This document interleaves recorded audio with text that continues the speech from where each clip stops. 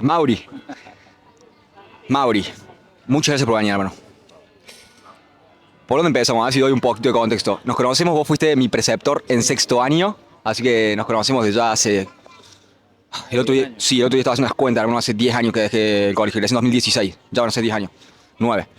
Así que bueno, nos conocemos de ahí, te invité hoy y para invitarte a hablar de algunas cosas, lo que más se me ocurría es, siendo que sos bailarín profesional, entrar un poco por ahí, si te parece. Ok. Entonces, bueno, llévame. No soy entrevistador, te voy a hacer un par de preguntas, pero ¿qué te llevó o desde cuándo sabes que algo que te interesaba era bailar? Bueno, dale. Bueno, muchas gracias a vos por la invitación, por el espacio. Sí, nos conocemos hace un tiempito. Pegamos buena onda en ese momento. Yo bailo desde que tengo 5 años, 4 o 5 años. Empecé porque iba a un jardín que tenía orientación artística y daban folclore. En mi casa solamente mi abuelo escuchaba algunos cassettes de guaraní, pero no teníamos una tradición de folclore. Y bueno, me atrapó mucho y siempre cuenta una anécdota de una tía mía, que yo ya no sé si me la acuerdo o he creado el recuerdo, que para el acto del 25 de mayo, bueno, la profe llevó el grupo con el que bailaba, gente más grande, y yo cuando vi los gauchos me volví loco y bueno, y zapateaba, ahí estaba alrededor sin saberlo tanto. Y era muy gracioso porque se ve que tenía piojos, entonces hacía un zapateo y me rascaba la cabeza. Hacía un zapateo y bueno, y desde ahí pedí a mi mamá que me llevara folclore y de ahí largué, así. Un gusto, una cosa tipo amor a primera vista. ¿Cómo se fue desarrollando en tu juventud? Porque empezar o saber lo que te gusta a los 5 años es una bendición, ¿viste? Como hay mucha gente que se pasa mucho más tiempo tratando de ver qué es lo que le gustaría hacer de su vida. Entonces, a vos te llegó una edad muy temprana. ¿Cómo se fue desarrollando en tu juventud eso? Bueno, completando un poco la pregunta tuya, si me das permiso, yo no me di cuenta que me gusta. O sea, claramente mi cuerpo lo manifestó, pero yo no es que hice esa elección y dije, esto es lo que voy a hacer. Se fue desarrollando. Después no fue lineal el transcurso de mi vida, ahora puedo contar algunas cosas. Pero bueno, sí me di, ya más de grande me empecé a dar cuenta y hace un tiempo que yo cuando tengo la posibilidad de hablar con alguien le pregunto si sabe cuál es su pasión. En mi época de preceptor, de educar, de trabajar con estudiantes, con jóvenes, siempre trataba de preguntarles si identificaban cuál era su pasión y me doy cuenta que no es tan simple a veces para algunos. O la sabes o no la sabes, no tiene medio como un punto medio. Y bueno, yo en ese momento no me di cuenta, pero en ese momento fue una pasión, se despertó una pasión en mí, sin dudas. A los 5 años, no me dijiste te das cuenta, pero de alguna manera se empieza a manifestar esto de tu deseo de bailar folclore, primeramente. Sí. ¿Cuándo es que empezaste a entrenarlo, digamos, o a meterte más en clases de baile?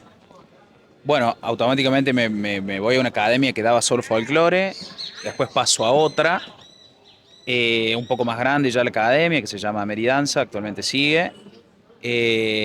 Bueno, y empecé bailando folclore y después empecé a hacer ritmos latinoamericanos, o sea, el folclore de otros lugares de Latinoamérica, de muchos. Y ya empezamos a bailar ritmos latinos también y fui creciendo, iba teniendo ya 10, 11, 12 años y me empecé a tomar clases de danza jazz y a familiarizarme con las técnicas de baile, con la preparación física, el movimiento en el cuerpo, con un montón de lenguaje que en ese momento era desconocido, que todo me parecía sumamente enriquecedor, me gustaba. Eh, y bueno, y como que medio sin darme cuenta me fui formando. En ese sentido, creo que la carrera de muchos de los que hacemos danza, de cualquier tipo, eh, te va formando mientras sos chicos, paralelamente a un sistema de educación, sobre todo en la escuela, que también te está formando.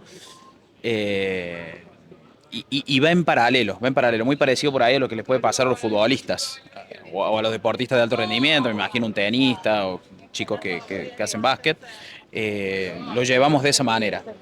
Darme cuenta fue más bien de grande, más bien de grande. ¿Cuándo dirías que fue el momento en el cual se te prende la lamparita y dijiste, ah, es por acá? Y mira, te diría que a mis 27 años más o menos, pasó un tiempo. Disculpa la Hice un pregunta. salto enorme, pero respondiendo técnicamente a lo que vos me estás preguntando, en ese momento. pero porque en ese momento me di cuenta que podía, digamos, vivir de eso.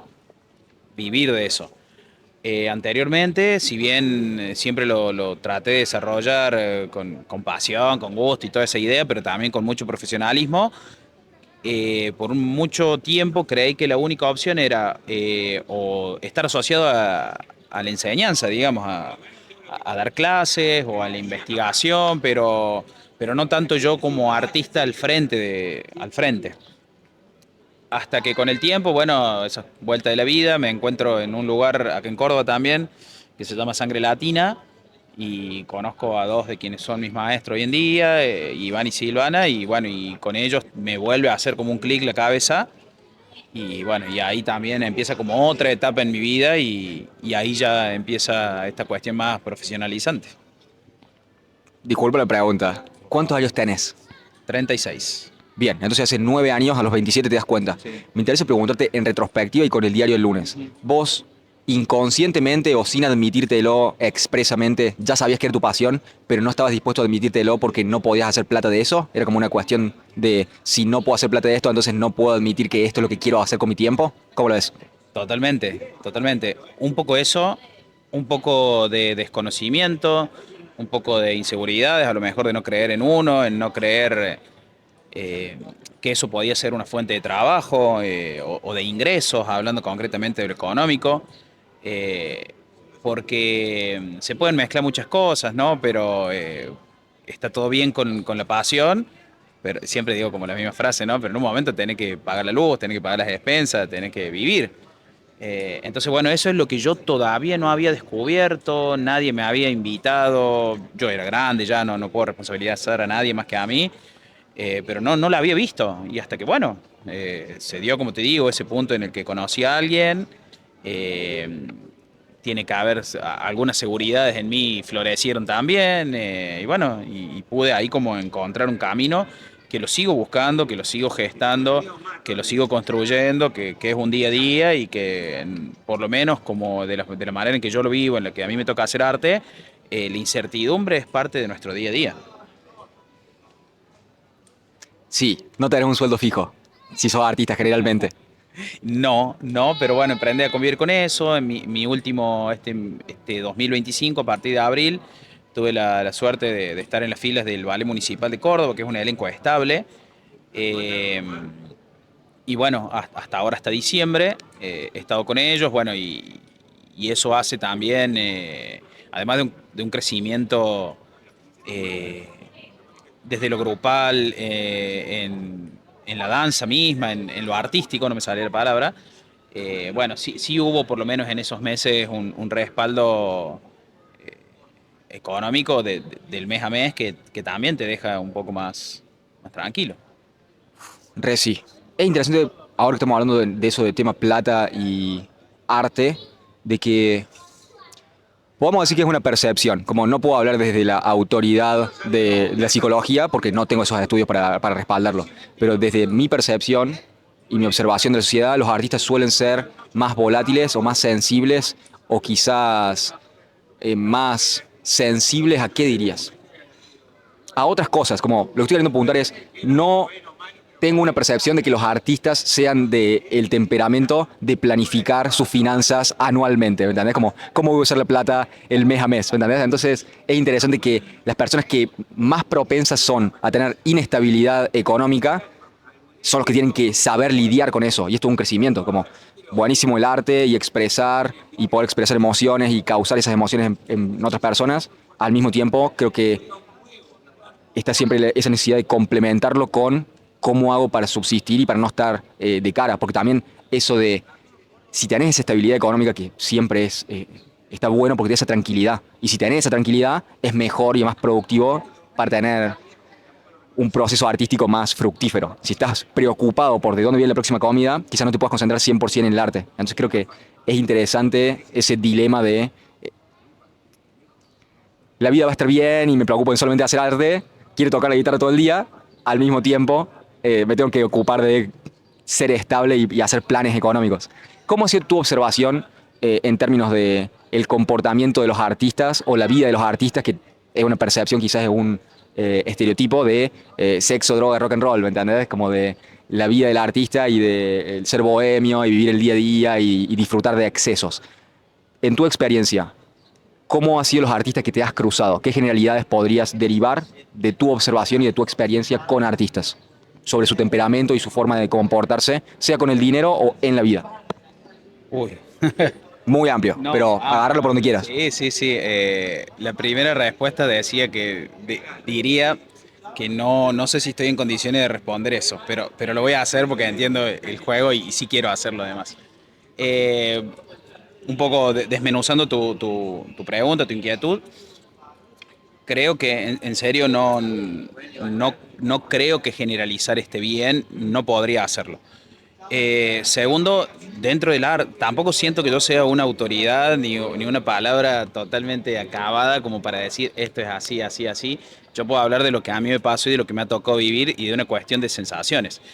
Sí creo que podemos diferenciar, por ahí yo no conozco tanto, si bien he compartido con muchos músicos, con muchos cantantes, pero no me animaría a hablar de música como tampoco de artes plásticas o de pintura, o sea, no podría, yo puedo por ahí hablar de la danza y de la danza en Córdoba. Bien, banco. No somos una autoridad en esto, lo único que estoy pidiendo es, a través de tu observación, cuáles son tus intuiciones o cuál es la experiencia de vida que has tenido. Que eso es válido y no hace falta decir todos los Obvio, músicos son obvio. unos drogadictos, como no vamos a ir por allá. Obvio, obvio. No, no. Bueno, concretamente con la danza, el cuerpo viene, termina siendo, no sé si termina siendo, pero sin duda que es un elemento que se pone al servicio de lo que vos querés transmitir. Entonces, esa idea de excesos es totalmente todo lo contrario. Es tal vez la herramienta, entre comillas, que más cuidamos, que más valoramos, que más respetamos, que más escuchamos. Es muy interesante aprender o tratar de ir escuchando lo que el cuerpo va queriéndote decir, ¿viste? Eh, Porque también como herramienta principal que te digo que es, calcula desde que somos chicos y por ahí los que, en mi caso, que he hecho mucho folclore, zapateo, las rodillas, las piernas, los tobillos sufren, el cuerpo en general va sufriendo, se va desgastando. Bueno, entonces hay que estar muy atento y tratando de cuidarlo. Es interesante, hermano, porque acabo de caer en la revelación de que hay una diferencia.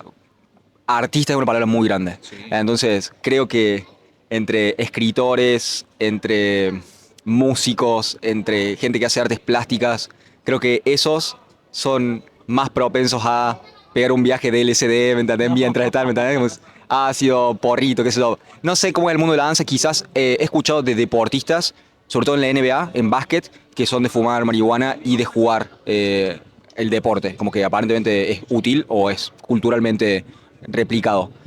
Pero ahora que me lo empezás a contar un poco, creo que tiene todo el sentido del mundo de principalmente tu herramienta de trabajo es tu cuerpo. Entonces, si no te preocupas por sostenerla de la mejor manera posible, tarde o temprano vas a tener que dejar de hacerlo, no lo vas a poder hacer al nivel más alto. Entonces, quizás son los fit de los artistas, no sé, estoy llegando a eso. Exacto, exacto. No me lo imagino, pero por un ejemplo sonso, ¿no? A Michael Jordan tomándose 2 botellas de champán para tirar mejor al aro.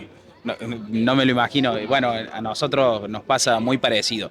No quiere decir eso que a lo mejor en una situación más entre casa, en un compartir, o hablando, ponerles que estés solo, te puedes tomar una copa de vino, qué sé yo, flayarla y escuchar Mercedes Sosa, por decirte, y sí, capaz que terminas bailando solo.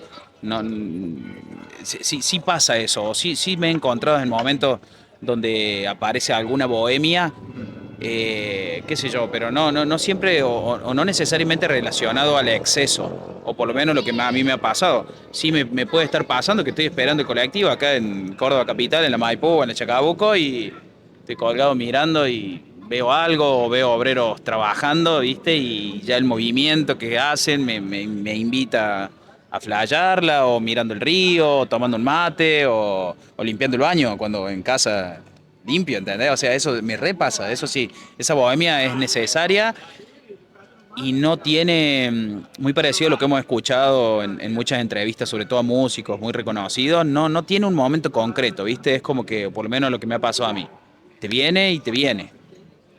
Es como así de simple. Te tengo que hacer esa pregunta ya que lo llevaste por ahí. ¿Pensás que es tuya la idea? ¿O pensás que, porque acabas de decir, te viene? ¿Como pensás que lo creaste vos o que sos un canal de la fuente creadora de ideas? ¿Cómo lo ves? Es amplio eso, es amplio, no lo sé, creo que nunca lo había pensado. Eh, y es un poco una construcción, o sea, dudo, hablando de mí de nuevo, que yo haya inventado un movimiento. Lo que a lo mejor hice fue pasarlo a mi cuerpo y hacerlo de la forma que a mí me sale. Pero seguramente en algo me he inspirado, en algo me he inspirado. Eh, no lo sé, la respuesta sería no lo sé. ¿De dónde vienen las ideas? ¿Viste? Esas cosas. Eh, Esto se me está ocurriendo. Como qué es más importante, quizás es una pregunta que está mal hecha, pero déjame tropezarme a través de la pregunta para ver cómo la ves. Creo que en el baile y en todas las artes está el cómo te sentís adentro y el para qué lo haces también, ¿no? Pero es para sentirte de alguna manera adentro, de sentir esta expresión o de sentirte en un estado de conciencia al ejecutar estos movimientos, o es una cuestión de lo que querés hacer sentir al otro. Porque ahí ya empezás a tener que, entre comillas, verte, ver cómo se ven tus videos, ver cómo te ves cuando haces el movimiento, más allá de cómo se siente hacer tal movimiento, cómo se ve y qué emociones expresa, más allá de lo que a vos te estaba pasando. Entonces, ¿cómo es ese proceso de integrar y de machear lo que a vos te pasa, lo que querés expresar y cómo se está viendo? También está esto de en las academias de baile, que no he ido, pero esto de no me ha pasado, pero hay espejos. Entonces estás entrenando al frente de un espejo. ¿Cómo es todo ese proceso? Puede depender, o sea, ponele que lo podemos desdoblar en dos. La repregunta que podría hacerte y sería, bueno, pero para qué estamos bailando? ¿Para qué estamos bailando? ¿Para nosotros mismos? ¿O hay con la idea de una presentación, de que haya un público, de que haya una referencia adelante? Y dentro de eso yo mismo soy ejecutante, en este caso del movimiento, y director de mi propio movimiento, o tengo gente que me está viendo adelante, eh, que me dirige, un coreógrafo, alguien que me da pautas de cómo hacerlo, entonces ya respondes un poco más a eso, si bien siempre hay libertades de creación, pero en un momento es como, bueno, acá en este segmento, cuando suene el bandoneón, por decirte, tenemos que hacer 8 tiempos, levantamos y bajamos los brazos, estoy haciendo muy simple, ¿no? Entonces, ante la pauta del director, del coreógrafo, bueno, a los 8 subimos, bajamos, porque él es en ese caso, quien está dirigiendo, es el que tiene la estética y el concepto de la obra que se está queriendo mostrar. Vos a veces en el momento, cuando se está montando por primera vez algo, no te das cuenta tan rápido, puede que no te des cuenta rápido, pero el que tiene la idea global es esa persona. Sí, es interesante eso, como también sos un jugador o sos una pieza de la orquesta, digamos. Claro, a veces ha pasado buenamente que vos decís, pero, che, yo podría tirar el brazo para el otro lado, me parece, porque yo escucho, porque me están diciendo el bandoneón, y yo escucho que atrae un piano que me invita a ir para adelante, pero bueno, son cuestiones, ¿viste? Aprendés con eso también, aprendés a lidiar buenamente, digo, te aprendés a trabajar en equipo, en comunidad, o si estás solo, o si trabajas en pareja, también es como, hay que ir en cierta forma, no deja de ser un trabajo como cualquier otro. Me ha tocado en otros trabajos estar en una oficina y redactar una nota o decir, che, tienen que mostrar esta nota y pues si yo no escribiría eso, pero te mandaron eso. O si no te van a decir, bueno, escribí vos la nota, bueno, y ahí. Pero bueno, es un poco de eso, un poco y un poco. Hablando de escribir notas y de trabajo de oficina, me hiciste acordar de algo y tengo la foto y te la he mandado alguna vez y la voy a recuperar. Y quiero hacer un breve paréntesis para decirte, me supiste amonestar por el pelo largo, Mauri. Mira cómo son las cosas, mira cómo me traumaste y dónde terminé. Fíjate de cómo, de lo que hace y los efectos que tiene. Pero sí, bueno, ¿está todo bien?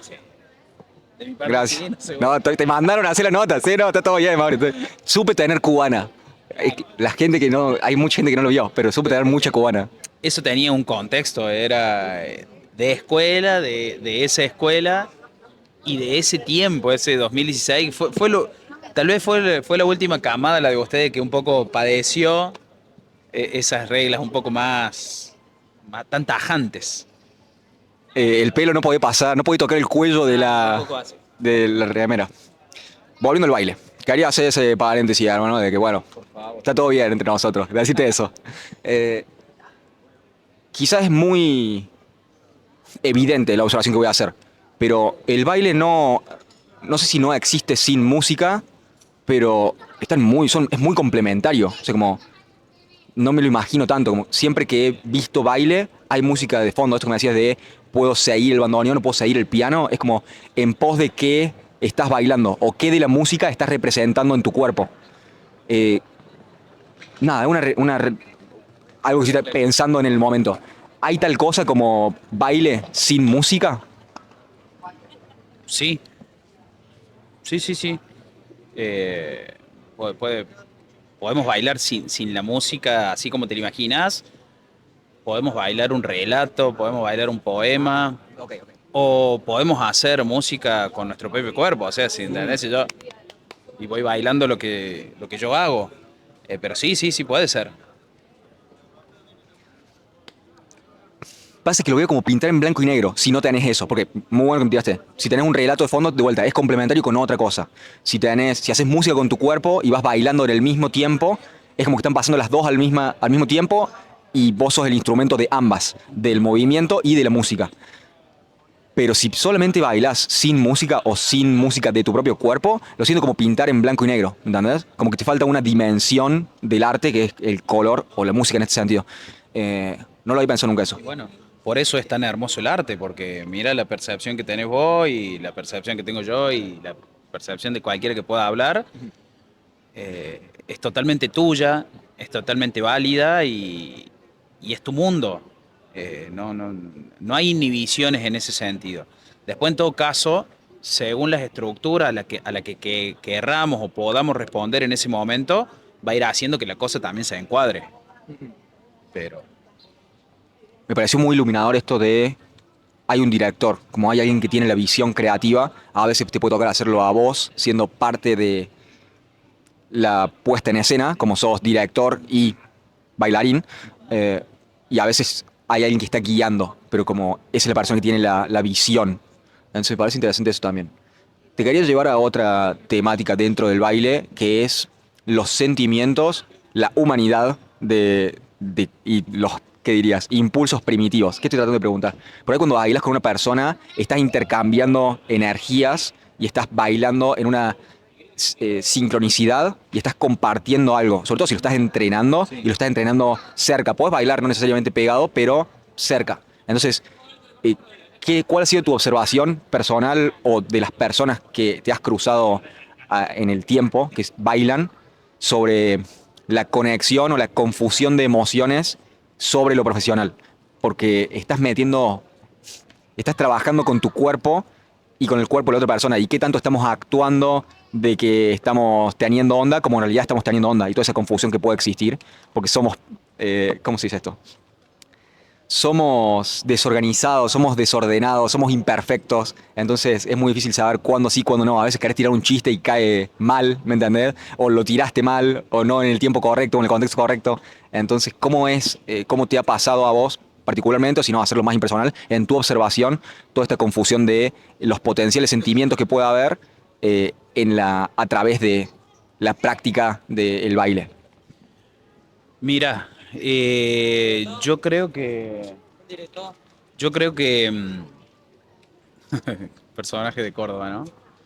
Yo creo que al principio de cuando empezamos a hablar, yo te dije que empecé a hacer esto a mis 5 años, entonces también hay una adaptación, si se quiere, a un mundo artístico, un mundo más de danza en el que vas siendo y perteneciendo y que va haciendo que ciertas cuestiones sean más de tu día a día, de tu normalidad, de tu naturalidad. Entonces, el compartir de cerca con alguien ya empieza a ser bastante algo que lo tenés familiarizado. Eh, Primero eso. Después, somos, como vos decís, personas totalmente normales, imperfectas, eh, y creo que siempre que se aborde desde el respeto, nosotros somos muy, cuando digo nosotros, la mayoría de los bailarines, todos los bailarines con los que me ha tocado compartir, muy respetuosos y cuidadosos, te lo dije recién también, de nuestro propio cuerpo como herramienta y del cuerpo del otro. Y después hay una cuestión de que vivimos en comunidad y vivimos en un estado de derecho donde mi límite, o sea, mi derecho termina donde empieza el tuyo, ¿entendés? O sea, si concretamente es esa la pregunta.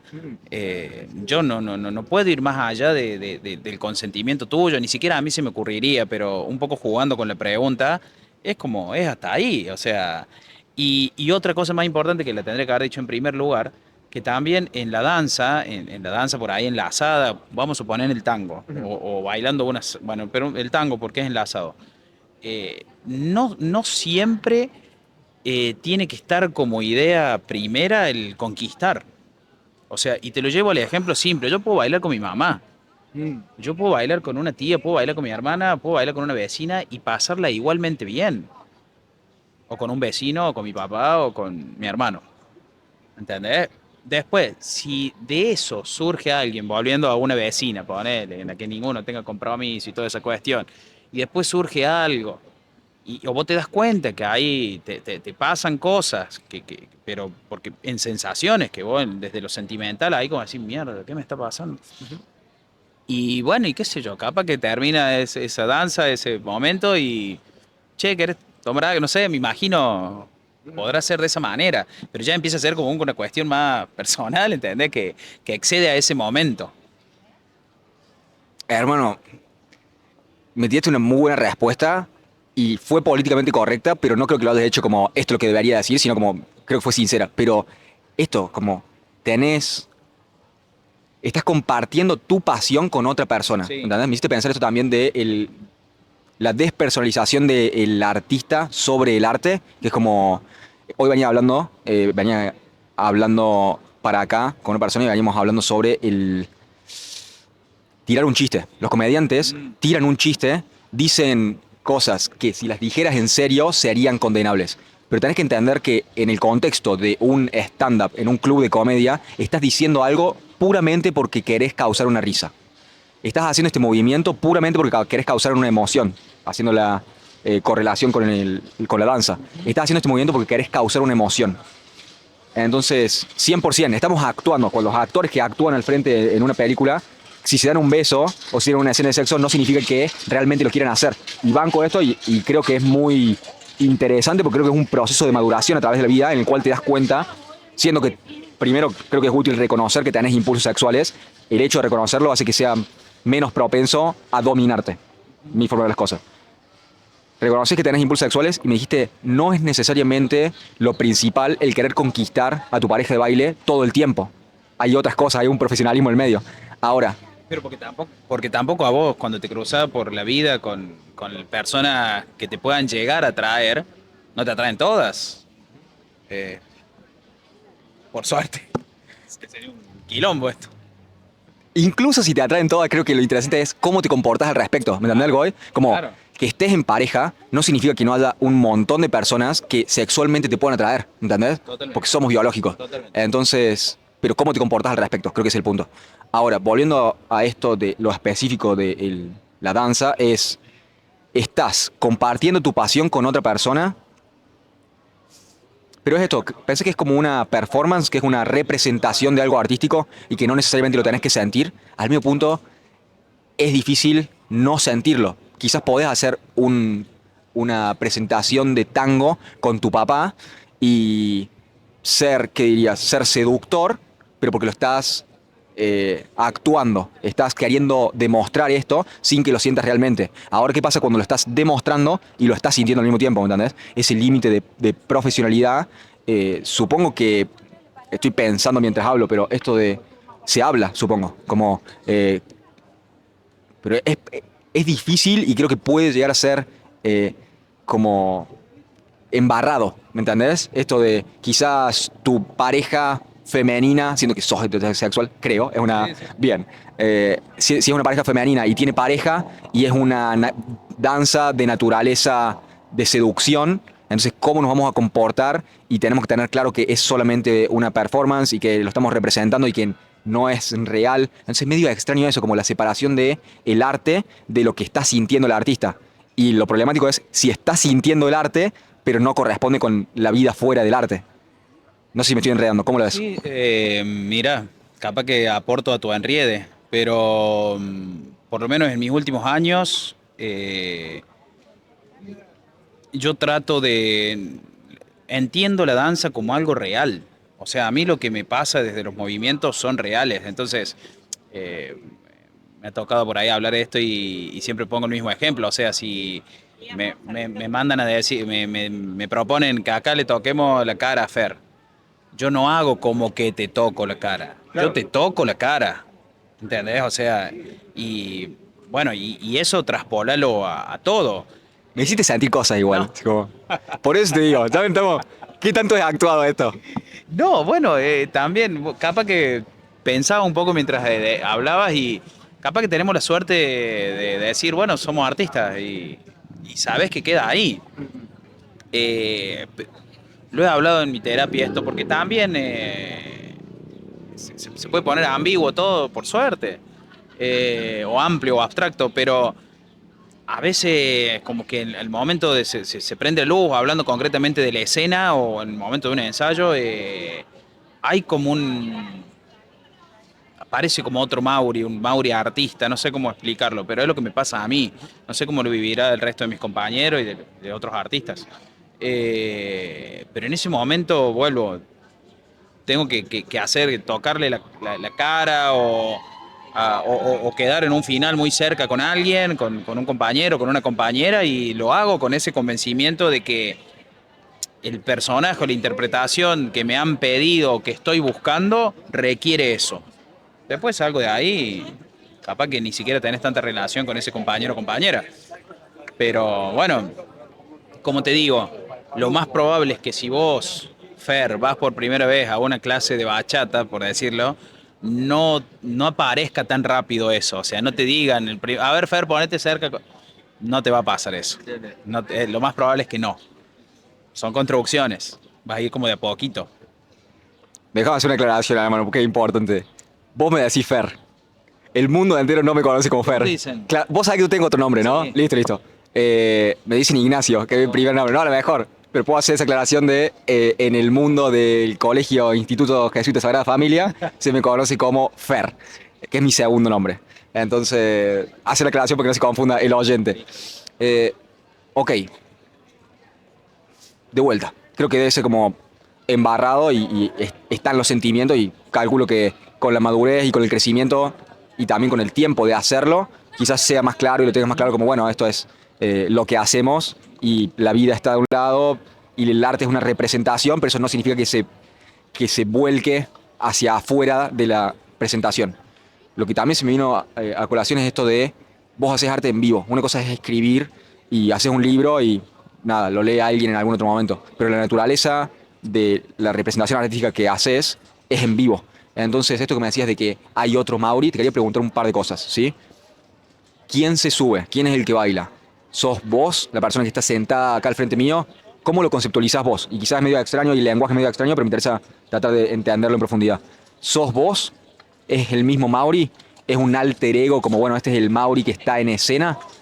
¿O al mismo tiempo está esto de, también le pasa a los deportistas, cuando entrenás, al momento del partido no estás pensando en, bueno, a ver qué ajuste tengo que hacer, o si pongo el pie acá, sino de que en el mejor de los casos, quizás dejás de ser vos y solamente estás accionando, estás únicamente concentrado en el momento. Que también es parte de... Es interesante porque para mí eso es un indicio de sentido de vida y lo que deberías estar haciendo en la vida. Ahora mientras estamos hablando, yo no estoy pensando en que tengo que volver a casa a lavar platos que dejé sucios. Estamos acá, ¿entendés? Entonces, el hecho de que estemos presentes implica que estamos interesados, que estamos 100% atentos a lo que está pasando y creo que eso es un indicio de algo que realmente te importa en la vida. Entonces, en ese momento en el cual tenés que... Quiero evitar usar la palabra performance. ¿Cuál es la representación de performance en español? ¿Qué diría? Presentación. Bien. Estás haciendo la presentación. Si estás nervioso, si estás pensando en a ver cómo me ven, a ver cómo me están percibiendo, y es así como, ay, ¿qué me va a pasar? ¿Cómo me van a estar viendo? Eso es problemático porque vas a estar pensando en otra cosa Y no que estás. no estás presente. Entonces, eso te quería preguntar. ¿Cómo se vive ese momento en el cual se prenden las luces, salís, te aplauden o no te aplauden y empezás a bailar? ¿Quién está ahí realmente? ¿Cómo te sentís? ¿Quién es el que está ahí? Es donde, como el verdadero yo. No es que acá no me sienta el verdadero yo, pero acá, si bien estoy muy presente, estoy muy atento, eh, no dejas de estar moldeado por un montón de situaciones de la vida, de las normas, de la gente, de la calle. Pero en ese momento siento que me puedo entregar ahí a mi yo más real, a conectar con lo más profundo de mí, con mi alma, con mi emocionalidad, con lo que requiere ese momento.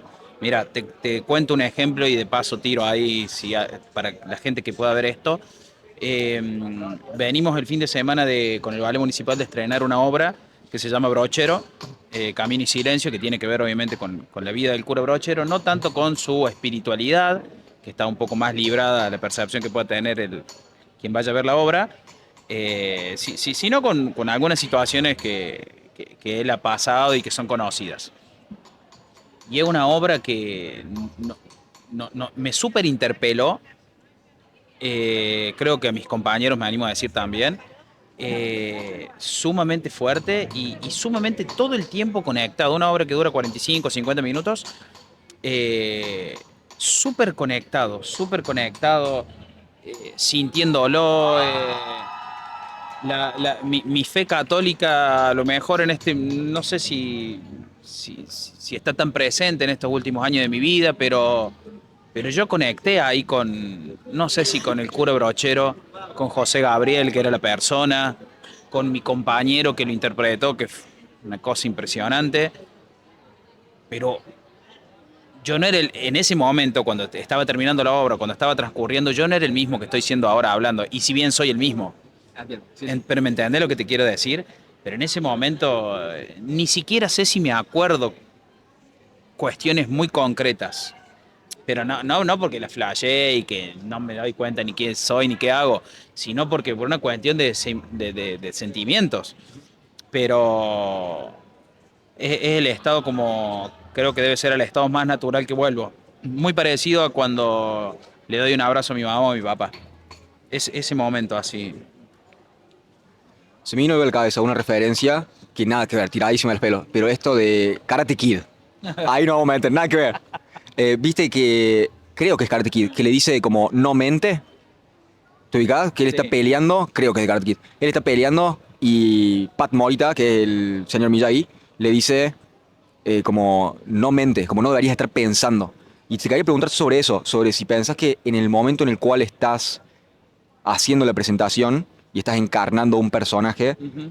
más allá de soy yo, Mauri, lo que estamos hablando es 100%, sos siempre Mauri. Pero lo Sí, que digo obvio, es obvio.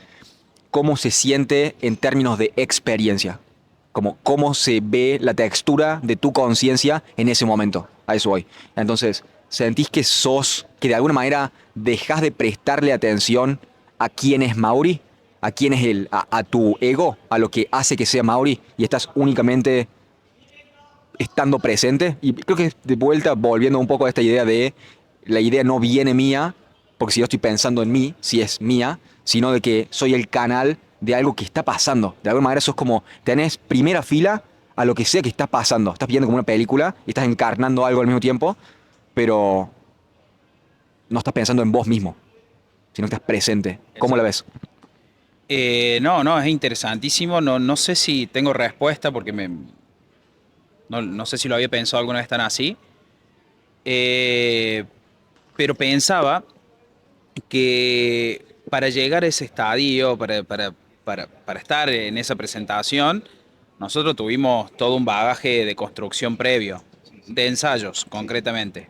Eh, entonces, en esos ensayos sí está mucho más a flor de piel las cuestiones más técnicas, las cuestiones más escenográficas, las cuestiones de las luces, qué tenés que hacer, qué no te tenés que olvidar, para dónde tenés que mirar, por dónde entrar, por dónde salir, cuándo esto es lo otro. Entonces, eso se va afinando de una manera tal a medida que se acerca como el día de la presentación o de las presentaciones, que en un momento, un ideal, supongo que sería que las últimas pasadas, las últimas tiradas de ensayos generales, todo eso esté ya tan aceitado que ya te sea natural. En esto que vos decías, cuando me imagino un basquetbolista va a tirar de tres, no tiene que pisar la línea. Bueno, practica tanto eso, dónde acomodar el pie, dónde visualizar, me imagino antes, que ya lo tiene incorporado. Bueno, acá pasa muy similar, muy similar. Entonces, eh, con todo eso estás. Eso ya lo tenés tan incorporado. Lo tenés muy incorporado, entonces tal vez florece que también se ensaya o se sugiere que eso aparezca también la emocionalidad y cómo uno va a estar en ese momento. Que bueno, no es más que hacerlo esa vez, en este caso, si es que hay público, para un montón de gente o para la gente que haya. Me parece interesante como algo que también se puede extrapolar a la vida en general, porque de alguna manera, no en un sentido maquiavélico o de controlador de cada movimiento en pos de cómo va a ser percibido, pero estamos actuando constantemente, estamos accionando constantemente. Sí, sí, sí. Entonces, más allá de que es el momento en el cual estás haciendo una presentación artística es hiperreal, porque se ve como 100% concentrado en ese momento, lo mismo, si está empatado el partido y tenés el último tiro en el básquet, es hiperreal, ¿me entendés? Porque está con esto, ganás el campeonato y es como el momento súper importante, pero si lo llevas a la base, es otro tiro más. Entonces, estamos de alguna manera viviendo siempre o accionando siempre, nunca se apaga eso, simplemente hay momentos en los cuales creemos que es más importante porque hay otro set de condiciones. Pero si podés pasar, creo, estoy tratando de derivar una abstracción aplicable en otros momentos. Creo que si podés pasar más tiempo en ese lugar, no geográfico, sino en ese lugar de Sí, sí, sí. conciencia, creo que a mi entender, o un acto de fe que vivo, es que mientras más tiempo pase en ese lugar, no geográfico, sino de experiencia de conciencia, es mejor. Vivo la vida a través de ese acto de fe. Si yo paso más tiempo, para mí se representa hablando. Si paso más tiempo hablando, que eso me hace estar presente, eso le da sentido a mi vida. ¿Cómo sé que, que le da sentido a mi vida? Es porque estoy prestando atención. Y no estoy pendiente de cómo me veo, de mis problemas, sino que estoy prestando atención a lo que estoy haciendo, la tarea que está al frente mío. Entonces, creo que si pasamos más tiempo ahí, tenemos una vida más significativa y más llevadera. Ahora, volviendo a lo que acabas de decir, para llegar ahí hubo un montón de disciplina antes. Si esto fuera la primera vez que yo salía a la calle, como pasó la primera vez que yo salí a la calle, estás cagadísimo. ¿Me entendés? Porque no sabes, porque hay muchas variables, porque hay mucho caos. Son como dos, hay que ser con esto, pero son como dos realidades metafísicas que esto también viene del taoísmo, creo, el yin y el yang, como tenés el caos y el orden. Cómo te comportás en donde no sabes cómo comportarte y cómo te comportás donde sabes cómo comportarte. Y si hay mucho caos, tenés ansiedad. Otra cosa que digo constantemente, estamos tranquilos. ¿Por qué estamos tranquilos? Porque la gente que está pasando acá atrás es parte de nuestra comunidad. No los conocemos, es una ciudad grande, cada uno tiene sus cosas, tiene sus problemas y tiene sus motivaciones. Al mismo tiempo, sabemos cómo se comportan porque compartimos una cultura. Por eso no estamos paranoicos de, che, van a venir a robarme, van a venir Sí, sí, a sí, sí. tratar de hacerme algo malo. Estamos confiados de eso. Eso significa, estamos en territorio conocido. Si nos bajáramos del avión y yo te tiro estas dos sillitas y estamos en Irak, no estaríamos así tranquilos. Entonces, creo que va un poco de eso, como si estás en el mundo del caos, tenés paranoia y tenés ansiedad porque no tenés que cuidarte, tenés como andar con cuidado. Si tenés mucho orden, es estático, ya sabes cómo es cada movimiento y qué va a pasar.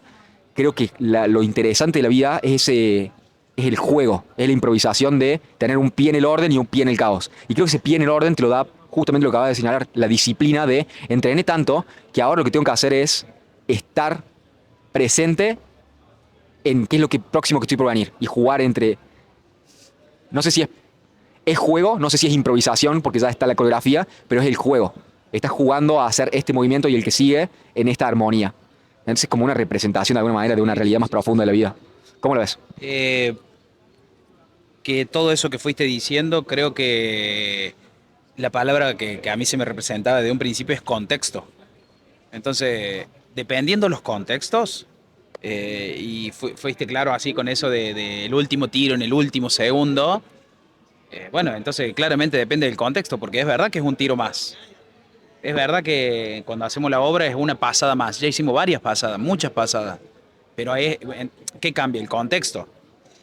Y volviendo un poco por lo menos el área que me animo un poquito a hablar, el contexto sí cambió. ¿Qué cambió concretamente el día de la presentación? Bueno, el público, los compañeros que tienen una energía, como te diría, un plus, uno mismo, la expectativa que uno va teniendo y vuelvo como también un poquito para atrás, sí somos o soy artista, sí me gusta esa cuestión de que haya gente mirando lo que hago. Y eso es otro contexto. Banco. Creo que lo estoy queriendo apuntar, que 100% es distinto si hay gente, si no hay gente, si es para ganar el campeonato o si es para el último tiro de la práctica, póngale. Pero a lo que quiero apuntar es, si estás pendiente de la circunstancia, pensás en, uy, ¿qué pasa si la cago? Porque esto es súper importante y mirá, me están viendo todos y si la cago acá, como si te metes ahí, primero, es muy rápido caer en escalarlo en paranoia, porque es como un espiral hacia abajo. Entonces creo que la solución a eso es estar presente y tomarlo como lo que importa es estar en el momento. Entonces creo que eso, como si pensás en vos, en cómo te van a percibir, o en cómo te ves, o en cómo te estás sintiendo, es una constante paranoia. Así como imagínate, hermano, si estuviéramos pensando en este momento, che, tengo un moco, che, se dará cuenta de que no sé lo que estoy diciendo, ¿entendés? Como, entonces, si estás constantemente inseguro en eso, te pones consciente de vos mismo y es más propenso que la cagues, porque no estás prestando atención a lo que está pasando o a lo que tenés que hacer, sino a vos mismo. Entonces, en ese sentido, a eso apuntaba cuando empezamos a hablar de esto, de que creo que de alguna manera desaparecemos. En el mejor de los casos, para que salga lo mejor posible, ya sabes lo que tenés que hacer, ya el mundo de lo conocido, de qué paso viene después del otro, porque no puedes estar presentando, diciendo, bueno, ¿cuál es el paso que sigue? No, No, no, a no, eso no, voy. no, no. Estás presente porque ya tenés todo el lado de lo conocido, que es toda la coreografía, y lo desconocido es el momento, que es hiperreal. Hay, ¿qué dirías? ¿Cómo se dice esto? Es más importante, digamos, porque ahora es cuando cuenta, digamos, en una final, cuando hay gente, cuando estás sacando la foto, cuando estás filmando. ¿Cómo te suena todo esto? Sí y no. O sea, sí es eso que decía el último, como es el momento, es lo que cuenta, pero vuelvo a decirte antes, o sea, yo ya intenté concretamente en las presentaciones, en el show, en el ensayo de ese show, de esa presentación, yo ya intenté que todo eso me saliera porque sé que va a venir ese otro momento, el momento ese que cuenta. Ese momento que cuenta, yo sé que va a llegar, ya lo sabemos, o suponemos que va a llegar. Entonces, vos ya tratas de estar preparado para que cuando llegue ese momento no te sorprenda nada, o lo menos posible. Tratamos de dejar el azar en reducirlo al máximo posible. Siempre lo hay, siempre uno convive con incertidumbre, con ciertas cosas que no vas a poder manejar. Bueno, que de esas se encargue el propio azar. Las que podemos manejar, tratamos de que las manejemos. 100%.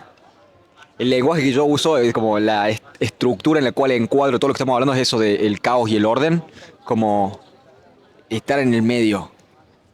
Me parece muy loco ese entendimiento de la realidad. Me ha informado mucho a eso hoy. Y que también es el lugar más propenso para jugar. Porque si ya sabes el resultado, bueno, que también es el por qué el mismo circuito de las redes sociales que está cuando tiras una palanca en el casino, es la novedad. Si yo te dijera, che, tira la palanca y vas a ganar, no tendría esa adrenalina de que no sabes si vas a ganar o no, de que no sabes si te va a salir bien o no. Pero el lado del orden es, ya lo practiqué un montón, por eso cuando llegue el momento no estás pensando en qué paso tenés que hacer, porque si estás pensando en qué paso tenés que hacer, la cagas.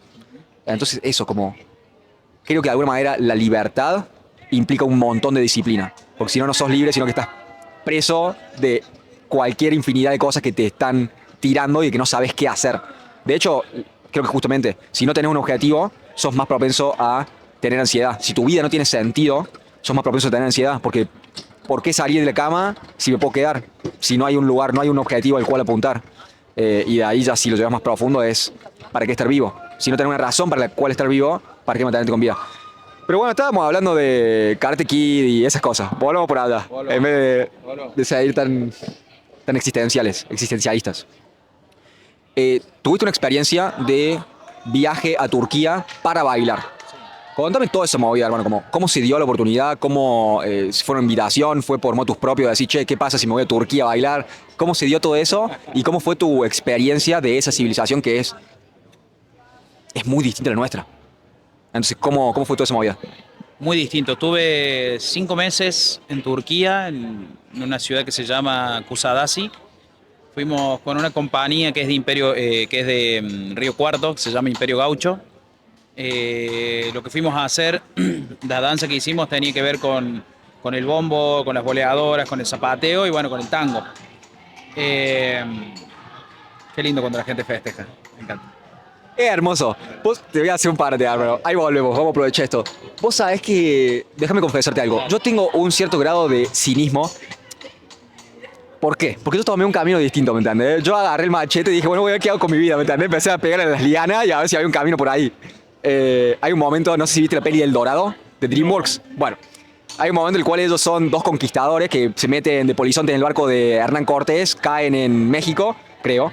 Y bueno, dicen, bueno, ¿qué vamos a hacer? Le dice uno al otro. Y dice, vamos a ir por acá, por la senda que abriré. Y hace así, rompe un par de lianas y hay una piedra. Y bueno, dice, bueno, mejor vamos por acá y se abre un camino. Pero eso, ¿entendés? Como la voluntad de crear tu propio camino. Entonces yo elegí ese camino, ni bien ni mal, era lo que a mí lo que era mejor para mí. Entonces yo veo eso y digo, ay, mira cómo están festejando un papelito. ¿Verdad? Entonces soy medio cínico en eso y quizás soy medio viejo. Soy un Grinch al respecto. Sí, sí. Veo viene la gente, ¿viste? Se tiran huevos, todos dando orto, tocando bocina y está haciendo ruido. ¿Verdad? No sé, soy un Grinch de las resididas de universitarias. Pero bueno, te quería confesar esto, hermano. De una. Lo tenía que sacar del pecho. Volviendo. Volviendo. Sí, me dijiste. 5 meses, 5 meses, fuimos con una compañía de Río Cuarto, dirigida por Emi Viale, se llama Imperio Gaucho. La compañía es de Malambo, o sea, se especializa en bombos, boleadoras y zapateo. Y nosotros nos anexamos a esa compañía, invitados por ellos para bailar tango. Y también, bueno, hicimos parte de las coreografías de estas disciplinas que te nombré recién. La experiencia fue de todo, o sea, no podría decir ni buena ni mala, es todo eso. Por momentos muy hermosa, por momentos no le hemos pasado tan bien, o sea, personalmente hablando, no le hemos pasado bien porque uno extraña, porque está en un país que está lejísimo, porque es una cultura totalmente ajena. Pero bueno, en perspectiva, y ya que pasó, ya hace más de un año que volvimos, y a medida que más pasa el tiempo, más la valoramos.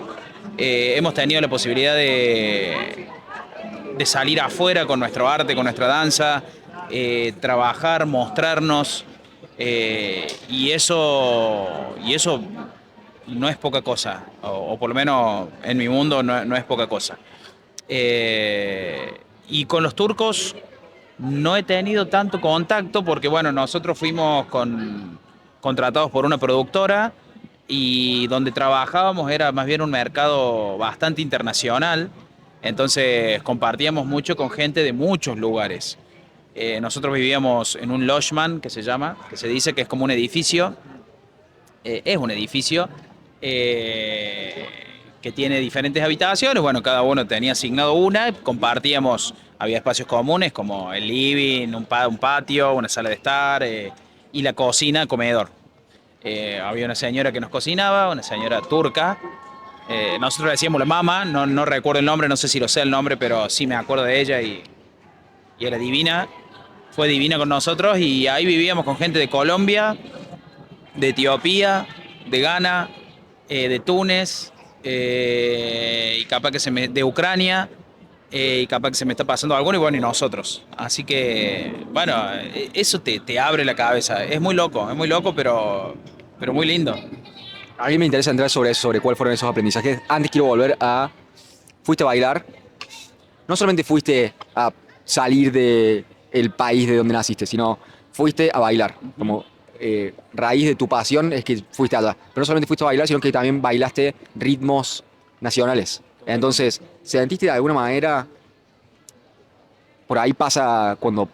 No sé, hermano, quizá le pasa a alguien que hace un asado, a alguien que hace probar a un a un turco un mate, ponele, que no es tan raro allá, creo, porque también tienen yerba, algunos países arábicos. Sí. Pero X, un dulce de leche o cuando exportas tu cultura y le mostras algo a alguien de afuera, hay como ese cierto nacionalismo, ese sentido de pertenencia de dónde vengo. ¿Cómo fue para vos eso? ¿Sentían que estaban representando a Argentina como eran parte de algo más grande, aparte de ser Mauri el que está bailando acá?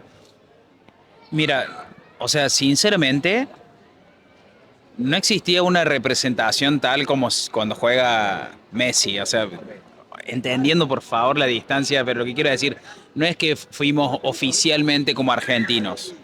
Nosotros es una contratación privada que somos argentinos. Esa es la primera aclaración. La segunda aclaración y la más importante, cada vez que nombraban nuestro show y que el locutor nos presentaba, en su idioma decía a continuación un show internacional de Argentina. Y sí, cada vez que lo nombran, cada vez que sonaba el tango para nosotros que lo bailábamos, cada vez que sonaba un malambo, obviamente que te queda todo ahí como muy a flor de piel. Eh, pero bueno, qué sé yo, no lo digo por hacerme solo lo humilde. No siento que hayamos estado representando a la Argentina, pero sí representábamos un pedazo de nuestra cultura allá. Eso fue así, como no fue oficial, no estaba jugando un Claro, mundial exacto. de danza, pero eso está representando la cultura. Sí, sí. Y es mostrarle a mucha gente que, sobre todo de otros países que no nos conocían, qué es eso, qué hacen, por qué salen con unos tambores, dirían ellos, que son bombos, por qué andan con unas sogas o una especie de cuerda que hacen ruido, que son las boleadoras, por qué bailan agarrados así, esos dos que bailan, o con un vestido de brillo la mujer, y eso era el tango. Bueno, y es también, en cierta forma, reeducar y mostrar lo nuestro. Muy zarpada, hermano. Muy zarpada esa sensación. Volveme a esa convivencia con internacionales. Que quizás es muy flayera esa pregunta de, bueno, ¿y qué aprendiste? ¿Viste? Como, colega, me reventó la cabeza, me cambió una banda de perspectiva, pero si pudieras tratar de agarrarlo en pequeñas cosas concretas. Capaz que no sé, capaz que comiste un sándwich de este chabón o esta chabona de Etiopía, así, no tenía ni idea de que este sabor existía y son condimentos que nunca había escuchado nombrar. Entonces, ¿qué te llevaste de esa experiencia y ese intercambio cultural? Mira, linda la pregunta. Aprendí que, bueno, ya lo sabía, pero más que nunca comprobé que la comunicación es mucho más amplia que el lenguaje. Entonces, con los muchachos de Ghana no podíamos hablar nada, nada, nada. Pero, es más, iba a decir otra cosa y se me acaba de venir algo más fuerte a la cabeza. Un día, lamentablemente,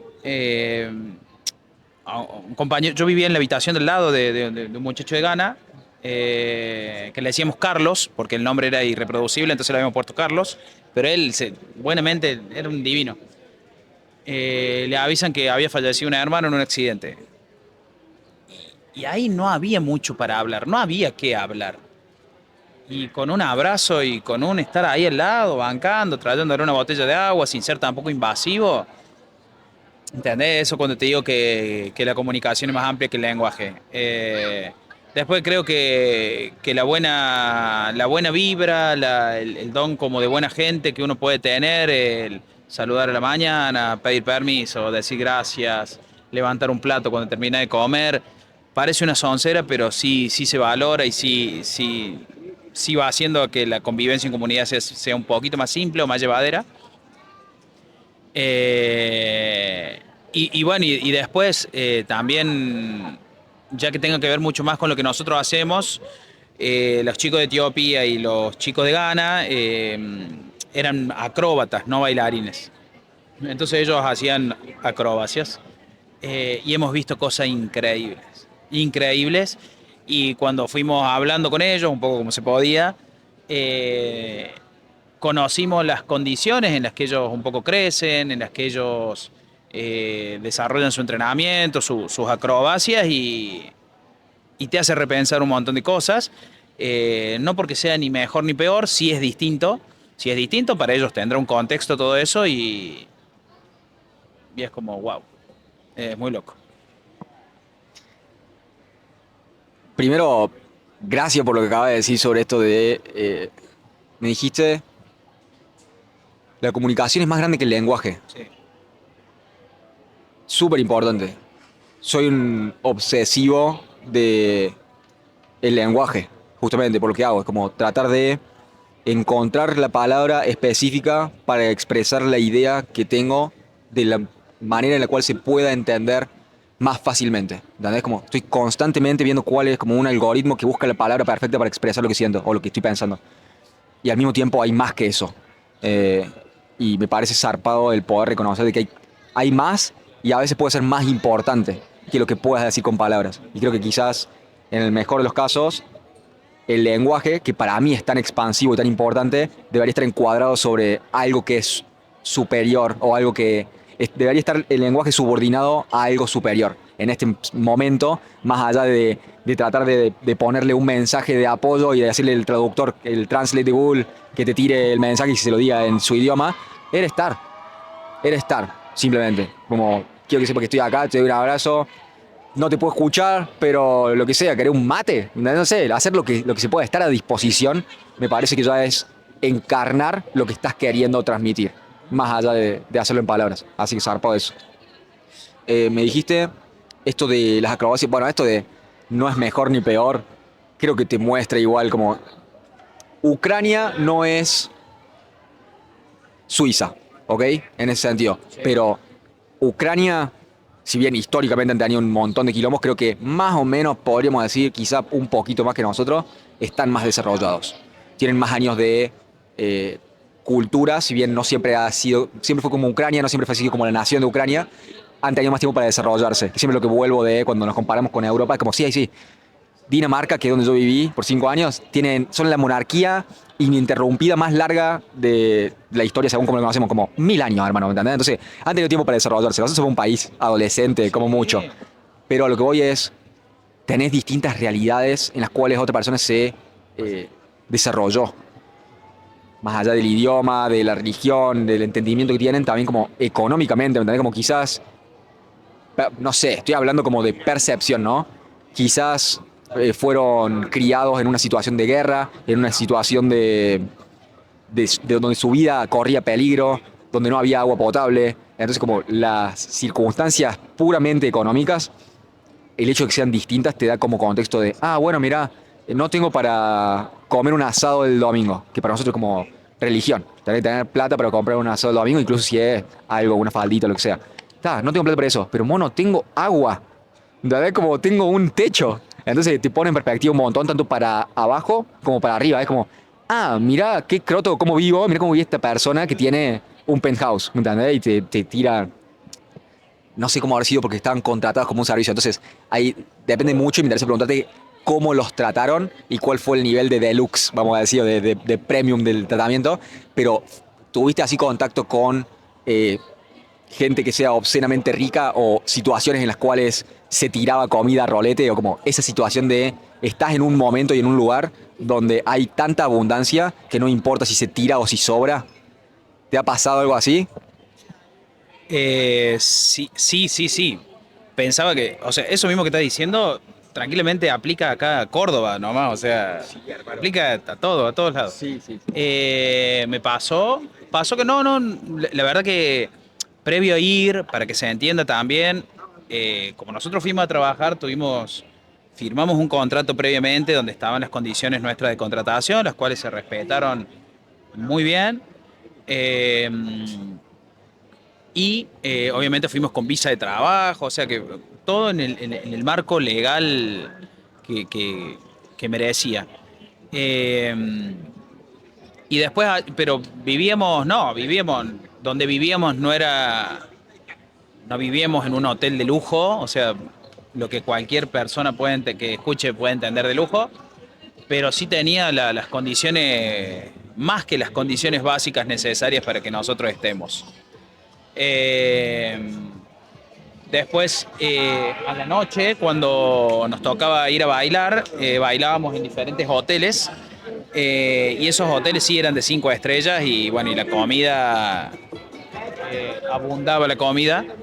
Eh, y era de todo tipo, comida internacional, y ahí es lo que te había dicho antes, que nos encontrábamos y nos cruzábamos con diferentes personas de muchos países, generalmente de Europa y de algunos lugares de Asia. Eh, y eso sí eran lugares lujosos, muy lujosos. ¿Qué te llevaste de esa circunstancia? Más allá del disfrute de decir, wow, mira, existe un lugar en el cual existe esta abundancia. Como poder presenciar eso, como sabes que hay una habitación en la cual todo es de oro y hay banquetes, pero el poder estar adentro de esa habitación es como, ah, esto realmente existe. ¿Qué te llevaste de eso? Quizás es la posibilidad de que podés alcanzar o podés llegar a estar en esa habitación de vuelta, quizás es la frivolidad que hay en esas situaciones o las personas que están a cargo y la frivolidad que eso implica. ¿Qué te llevaste? ¿Cuál fue tu experiencia de estar en esas habitaciones? Eh, el agradecimiento constante a la danza y al arte y a mí mismo y a mi familia por haber apostado y poder conocer esos lugares. Pero también amo la danza y el arte y todo lo que dije recién cuando he tenido la suerte de bailar en, por ejemplo, hace 2 o 3 años se hacía, el gobierno de Córdoba hacía martes rima con arte y había diferentes presentaciones artísticas en esta especie de tinglados, no recuerdo cómo se llaman, que hay en los diferentes barrios, y estuve en algunos barrios más de la periferia de Córdoba y también agradezco eso, ¿entendés? Y no tengo una posición tomada por haber estado en un hotel de 5 estrellas en Turquía.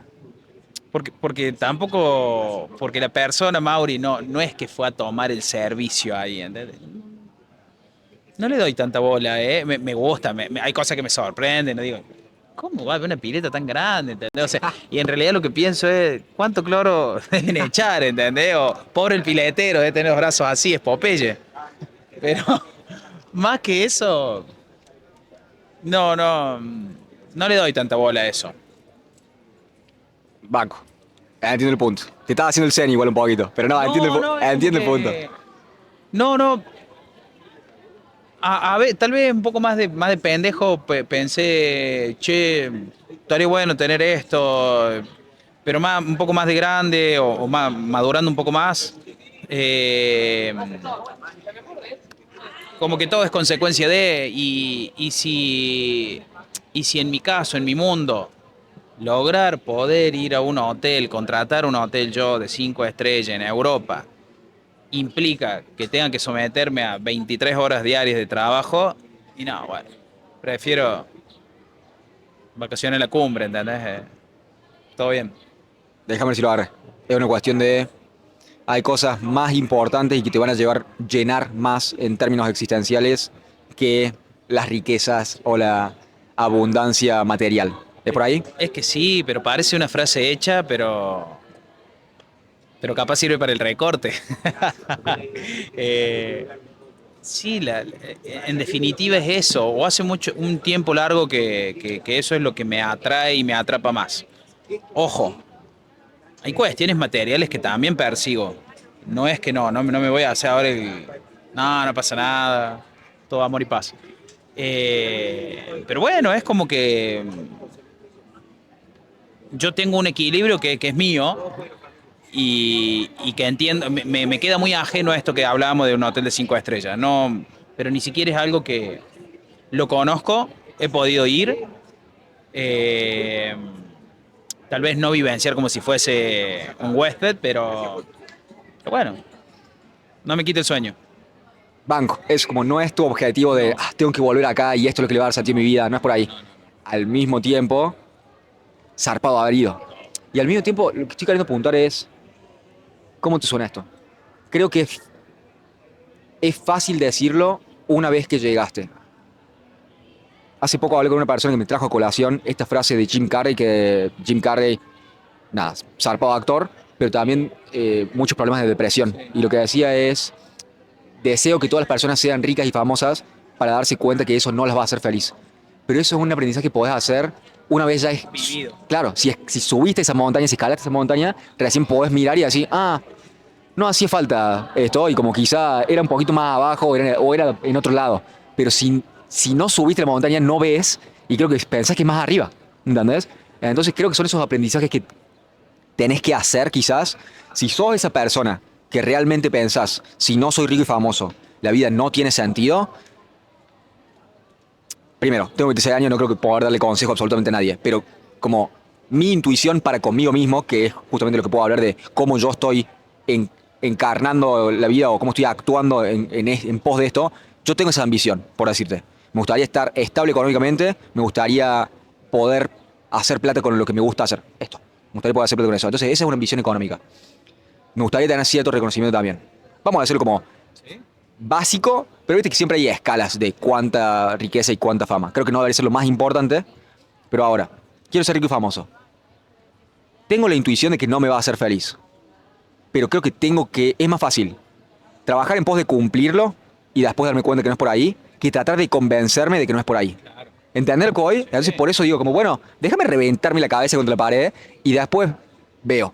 Pero a mí entender, como que tengo ese dilema y es constante porque la naturaleza de lo que estoy haciendo es, mientras más reconocimiento tenés, mejores invitados podés tener, más te reconocen, más plata podés hacer de esto. Entonces, creo que es parte de la naturaleza de, no sé si, no quiero decir profesión, pero del Sí, mercado. yo creo que un poco también por ahí en esas frases eh,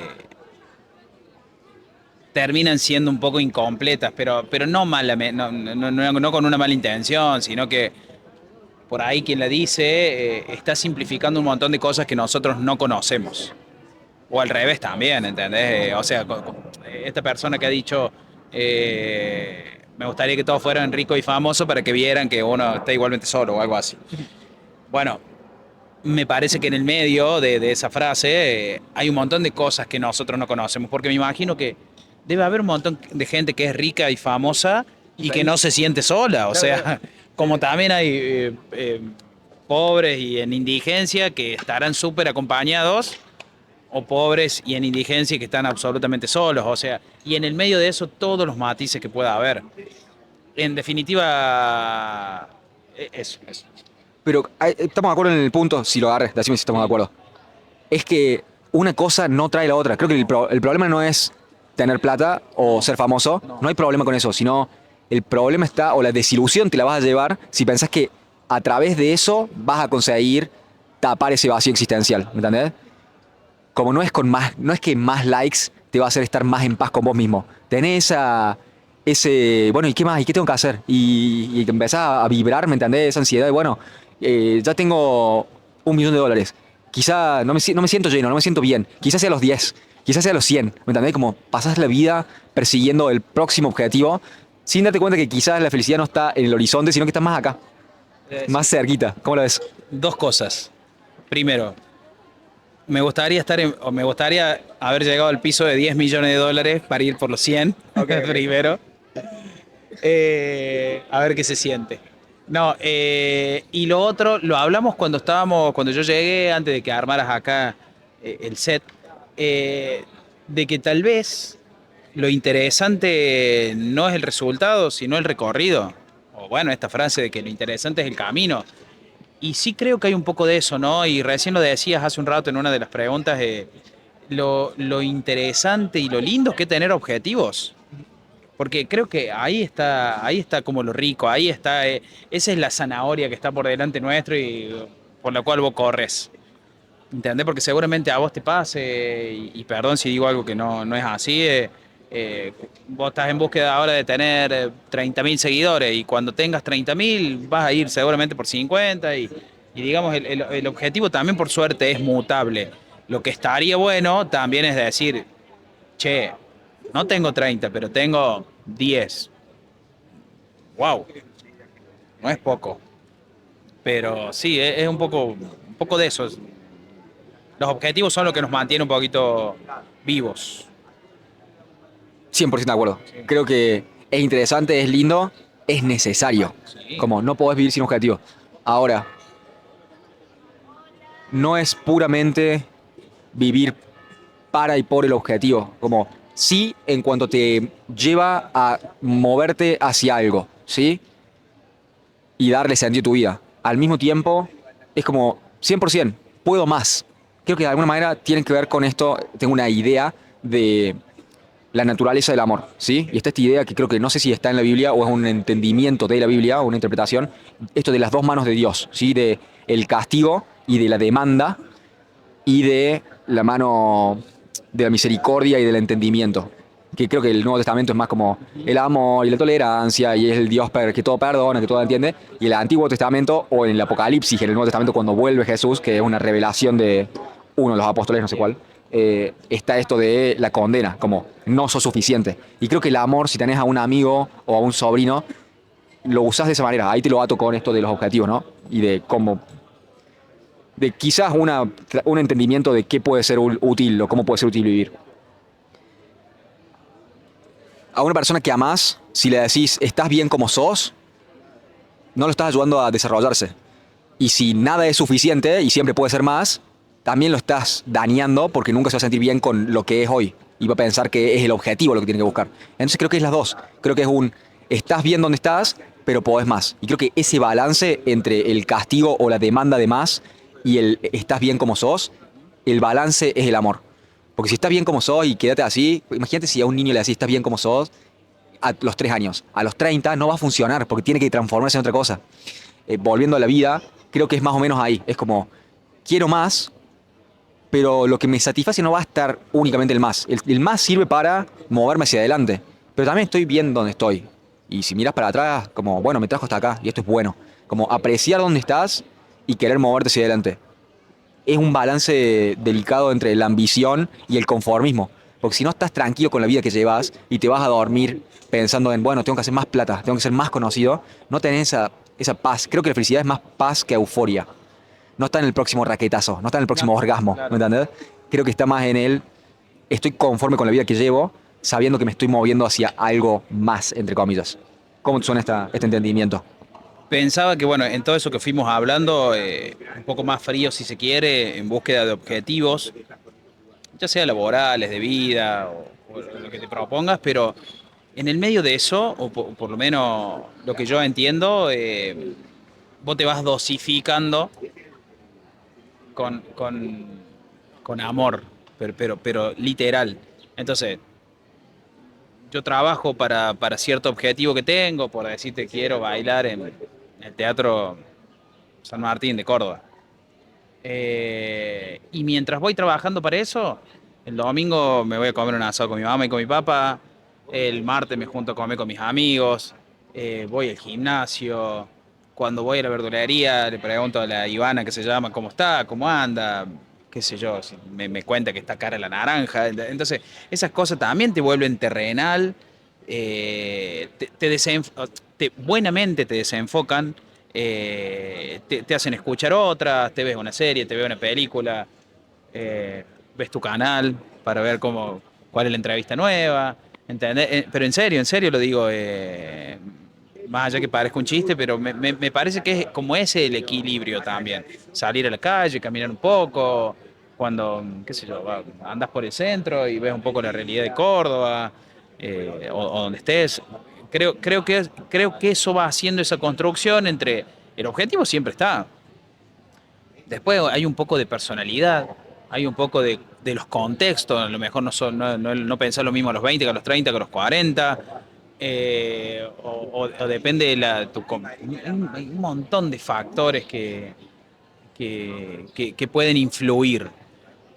Y bueno, y en el medio de eso uno va, uno va. Y bueno, ahí dependerá de un poco de vos y de estos factores, cómo puedas llegar a avanzar. Creo que es interesante, si entiendo lo que estás proponiendo, es como no es solamente un juego unidimensional. No. Creo que justamente es el peligro de la plata, sobre todo, o bueno, ahora la fama porque es cuantificable. Por ahí sacrificamos, no es la palabra correcta, pero métricas inmedibles por métricas medibles. Esta idea de sacrificas el sentirte bien cuando llegas a tu casa, o el tener tu conciencia limpia, o el estar en paz, por tener más números de seguidores o más números de plata. ¿Por qué? Porque eso me permite competir socialmente. Yo te puedo mostrar cuántos seguidores tengo y cuántos tenés vos, y si yo tengo más, voy ganando. ¿Entendés?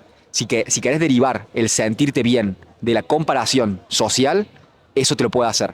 Nunca te termina de llenar, pero esa es la tentación, creo. Y si lo estoy entendiendo, lo que vos estás apuntando es, si caes ahí, caes en un lugar oscuro y nunca te llena, pero me estás diciendo como eso tiene que estar encuadrado en la vida. Como la vida no es un solo juego, sino que es una serie de juegos. Esta idea, mira, te tiro otra cosa, vamos a ir por otro lado. Esto de la Lifi, ¿sí? Nunca jugué al Lifi, o de muy chico jugué al Lifi. Jugá al fútbol. Y algún profe, algún padre, alguna vez en tu vida te va a decir, no importa si ganás, si perdés, lo importante es, algunos te dicen divertirse, creo que el mejor dicho es, lo importante es cómo jugás. Y si sos niño, así, ¿cómo es que no importa ganar?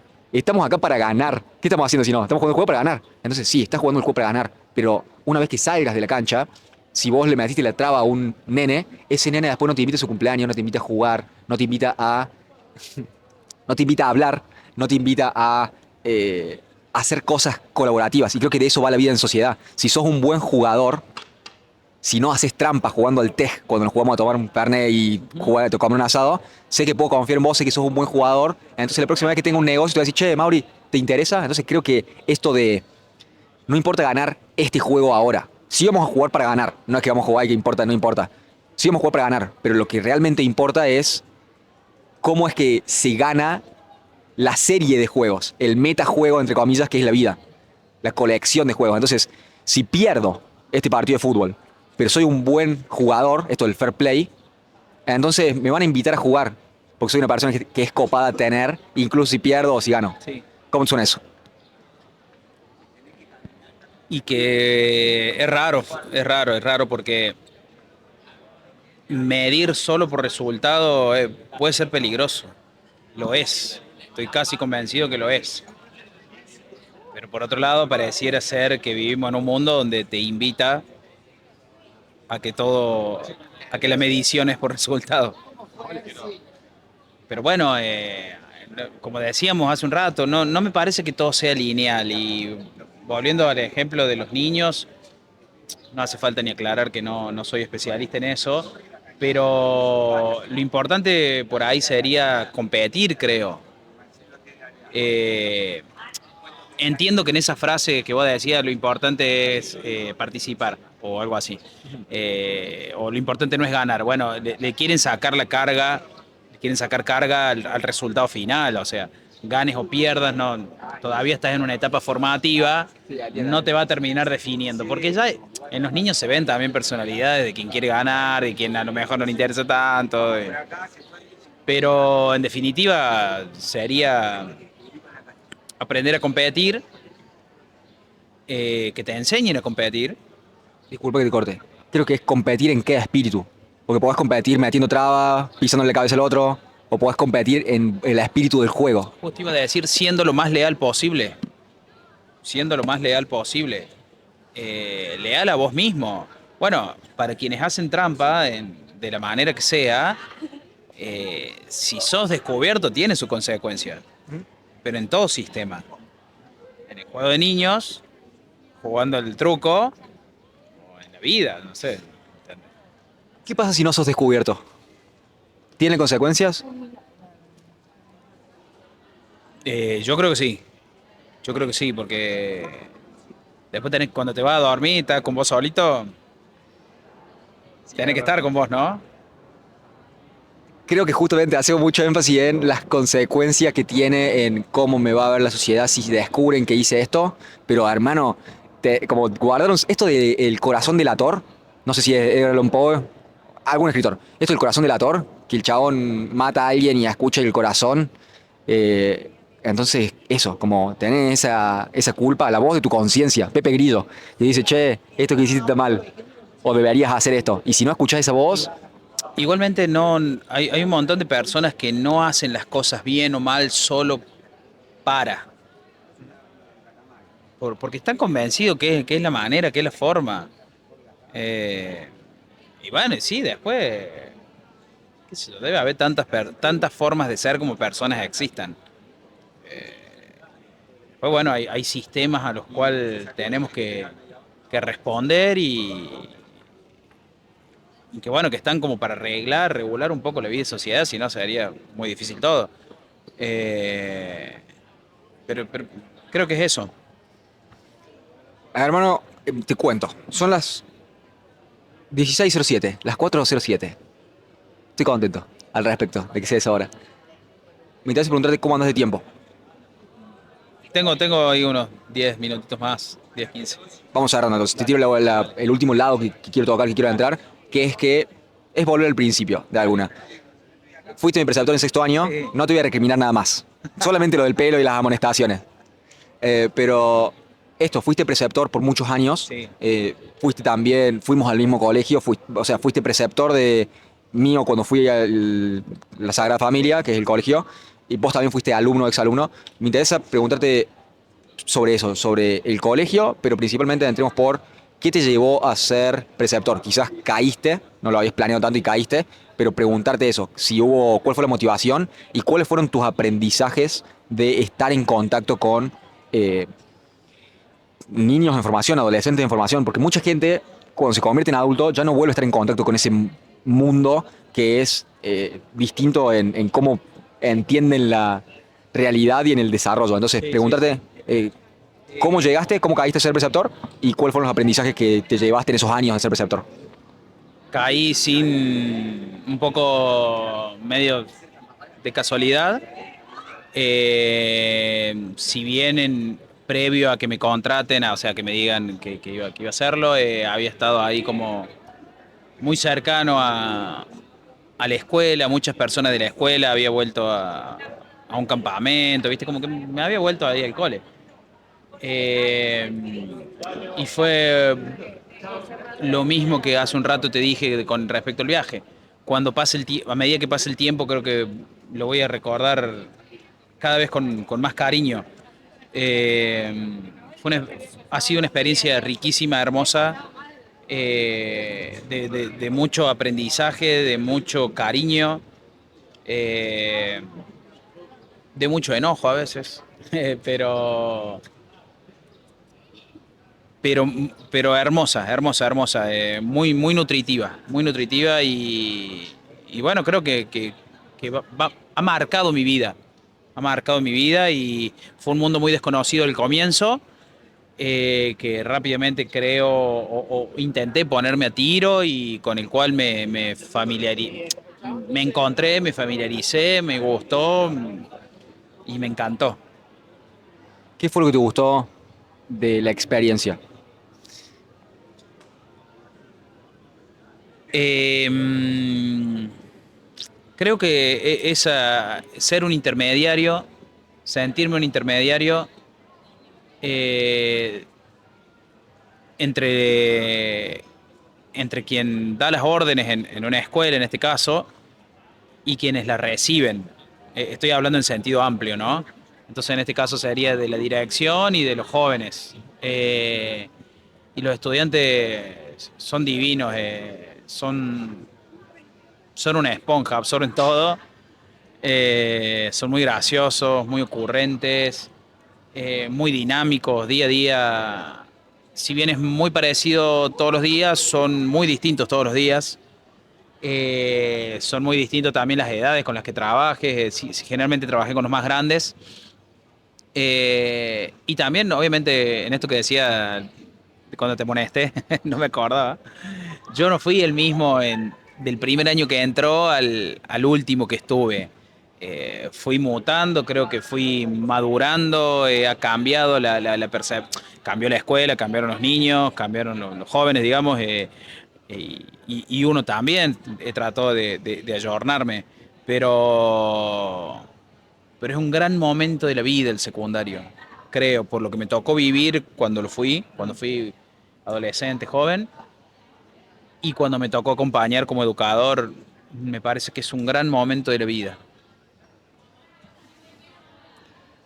Tengo lo último para hacerte. Creo que me parece muy chistoso cuando la gente dice los hombres, en el sentido de la humanidad, el ser humano, ¿viste? Cuando te tratan de explicar una generalidad tan grande como el ser humano. Pero el ser humano, lo que te iba a decir, creo que tenemos la tendencia a creernos mejor que otros y esta naturaleza de tribalidad, de ser parte de una tribu. Ujú. Entonces, así como los argentinos nos creemos los mejores del universo, los cordobeses nos creemos los mejores del universo, quizás pase también en Turquía o en Ah, Bolivia, ¿me entendés? Como quizás no en todos lados igual, pero está esa voluntad de sentirte parte de algo y defender ese algo. Sí. Creo que en lo que fue en nuestra escuela, la escuela en la cual pasamos nuestro secundario, que después ya se empieza a hacer como una comunidad de exalumnos, Más grande. creo que tiene ese efecto y creo que tenemos eso de sentir que hay algo especial en la escuela.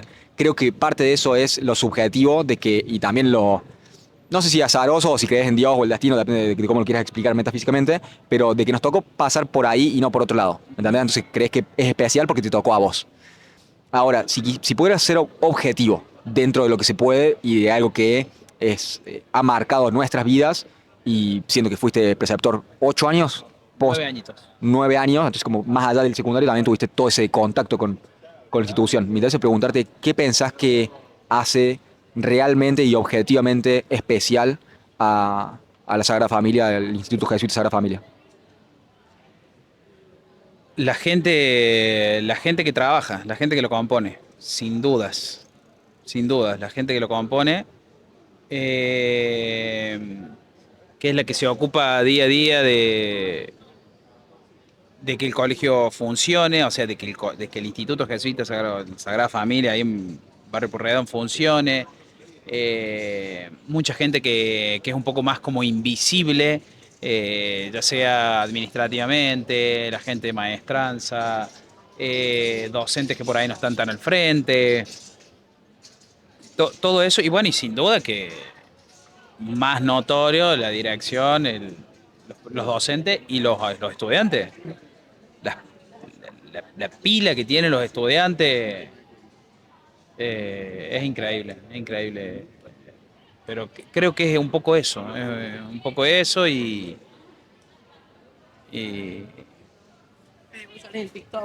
no sé bien, no sé cómo alumbrar un poco más esa respuesta porque creo que es la mezcla de todo eso y obviamente cómo uno lo vibra en ese momento.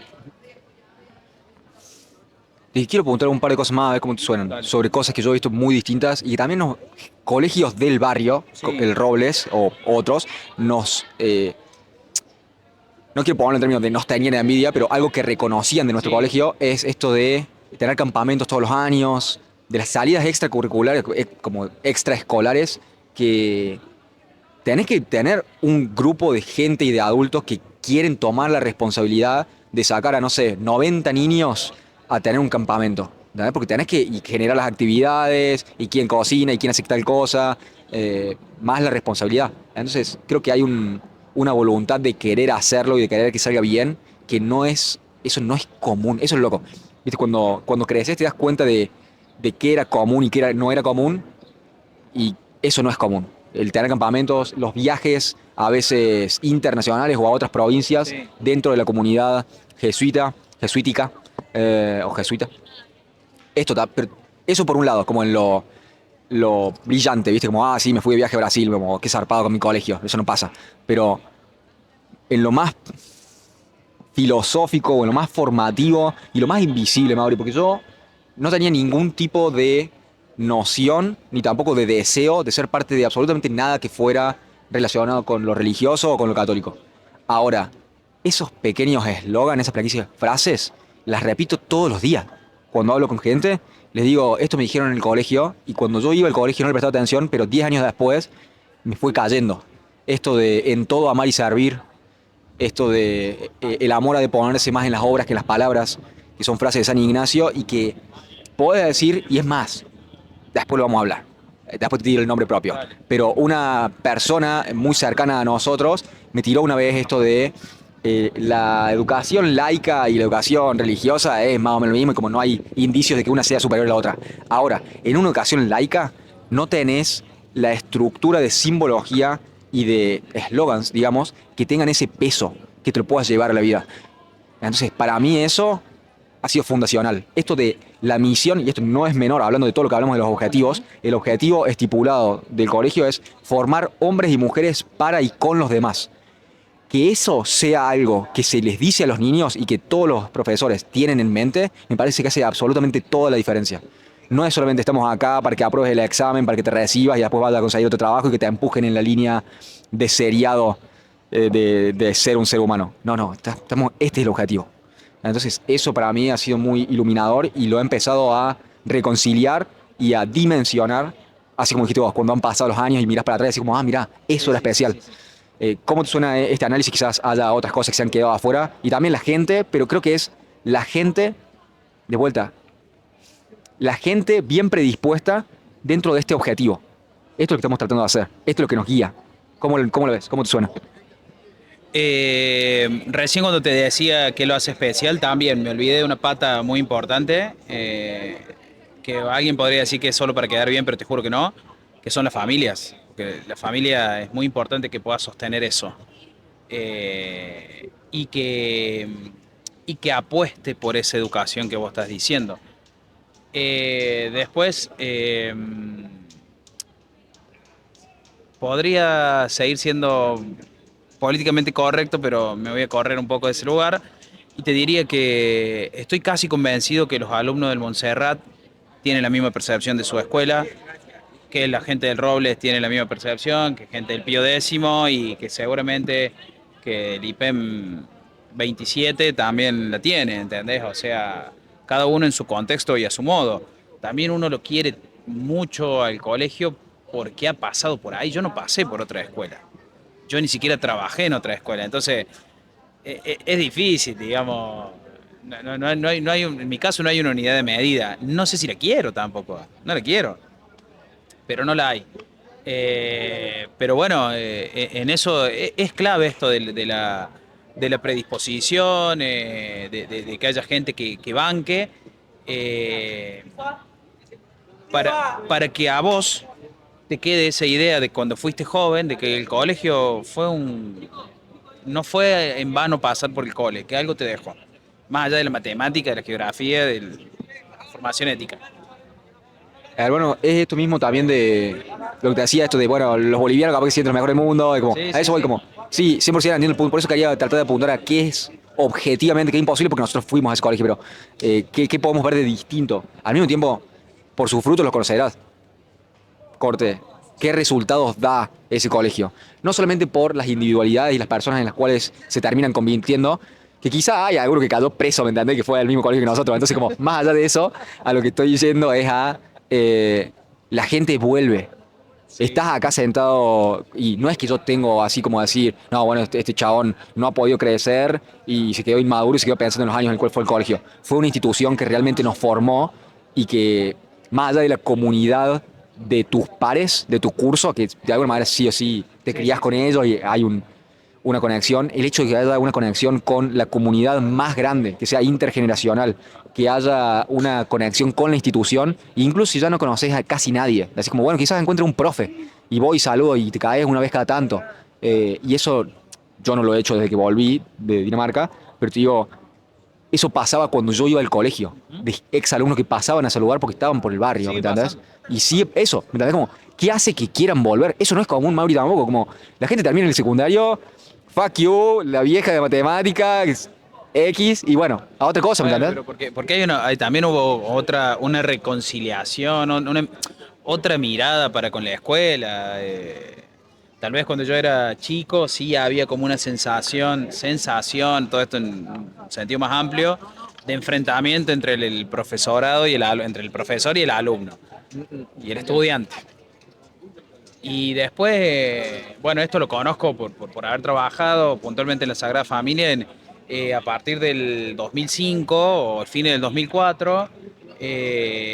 Sí se replanteó y hubo una mirada mucho más cercana con el estudiante, que tal vez en el 2005 no se habrá notado concretamente tan rápido, en el 2006, que fue cuando me tocó egresar, capaz que tampoco, pero ya empezó a caer y eso es lo que vos sentiste en los campamentos, eso es lo que vos sentiste en las convivencias, en los encuentros con Cristo, en un bingo que se organice y que la familia participa, o simplemente en el acto del 25 de mayo que hay un montón de padres queriendo colaborar. Hermano, me hiciste acordar del Día de la Familia. La escuela tiene un día que es el Día de la Familia y que se festeja y que las familias se encuentran para comer, para un bingo. Eh, sí, hay muchas cosas muy, muy importantes para mí, hermano. Me hacen pensar que no es porque sea ese, porque sea el nombre o porque yo haya ido, sino como esto me gustaría que se replique, ¿entendés? Como más allá de decir esto porque yo soy el mejor, porque yo fui a este colegio, sino como me gustaría que esto fuera replicado en otros lados, porque creo que daría mejores resultados. Así que creo que ese es el punto. Pero bueno, Mauri, viste más tiempo del cual está programado, así que muchas gracias, hermano. Antes de dejarte ir, me interesa darte este espacio, en caso de que quieras promocionar algo, en caso de que quieras ser encontrado por alguna razón en redes sociales, ¿qué te gustaría promocionar? ¿Cómo te encuentran? No, bueno, tengo un proyecto con mi compañera que se llama Mauricio-Katia. Ahí está nuestro perfil de artista, de bailarina, ahí nos pueden encontrar y bueno, cualquier cosa consultarnos. También tenemos un canal de YouTube que se llama Mauricio y Katia. Y bueno, agradecerte a vos por el espacio, por la onda, desearte lo mejor y que creo que eso que dijiste al último es lo que nos sigue encontrando, lo que nos sigue generando que haya reciprocidad. Así que bueno, el mejor de los éxitos, que termine un gran año y que empiecen muchos mejores. Muchas gracias, hermano. Antes de despedirte, me dijiste Mauricio y Katia es con K. Con K y con Y. Con K y con Y. Me Sí, sí. dijiste Mauricio y Katia. Mauricio-Katia. Sí, en Instagram y Mauricio y Katia en YouTube. Excelente. Mauri, gracias por tus palabras, gracias por tu tiempo, gracias por haber comido esta tarde. Así hermano. Muchas gracias.